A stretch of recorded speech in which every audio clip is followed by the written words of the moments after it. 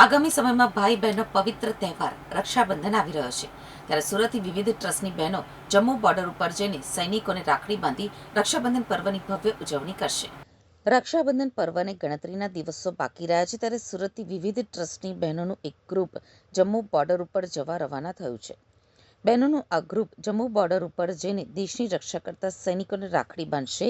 છેલ્લા 5 વર્ષથી આ બહેનોનું ગ્રુપ બોર્ડર ઉપર જઈને દેશના સૈનિકોને રાખડી બાંધી રક્ષાબંધન પર્વની ઉજવણી કરે છે.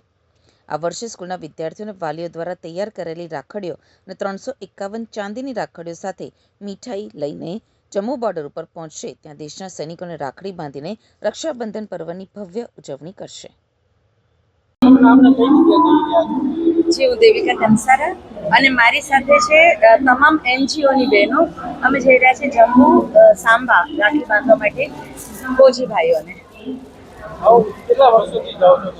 અમે આ છેલ્લા 6 વર્ષથી કરીએ છીએ. આ 6ઠ્ઠી વાર અમે જઈ રહ્યા છીએ, એટલે 5 વર્ષ અમે જઈ આવ્યા છે ને અત્યારે 6ઠ્ઠી વારમાં અમે જમ્મુ બોર્ડર જઈ રહ્યા છીએ. આજે અમારી સાથે Ami charitable Seva trust, DP Mangukiya charitable trust, Muva trust, police Samanvay, અમારા જીમ ટ્રેનર સ્વીટીબેન, એમની સાથે છે બીજા મામી, ઇમ્પિરિયલ સ્કૂલ સ્વીટીબેન, અમારા લોયર પ્રભાબેન અને મમતાબેન. અમે આટલી બહેનો એક સાથે જઈ રહ્યા છે.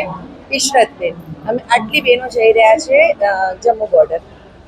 અમારી સાથે અત્યારે અમે 350 જેટલી સ્વીટ્સ, 350 જેટલી રાખડી અને સ્કૂલના પેરેન્ટ્સ અને બાળકો દ્વારા ખૂબ સુંદર આયોજન કરેલી આ રાખડી લઈને અમે લોકો જઈ રહ્યા છીએ.